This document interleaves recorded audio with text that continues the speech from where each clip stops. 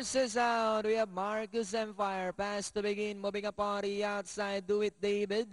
Guardian in the middle. Royal Scepter. Hudson Hawk. Then followed by heading west. Number 7. Decent Proposal. Lord Brian is by the rail. And going along for the first turn, we have Marcus Empire by about 3/4 Balenka. Do it, David in second. 3 lengths away in third comes Guardian.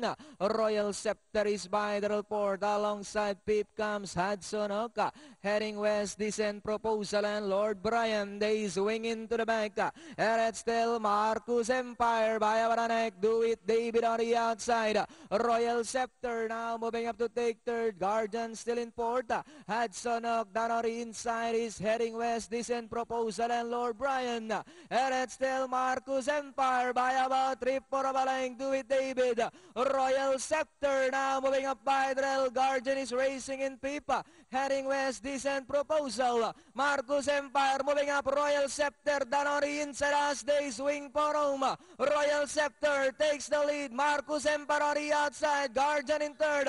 But it's still Marcus Empire on the outside. Royal Scepter.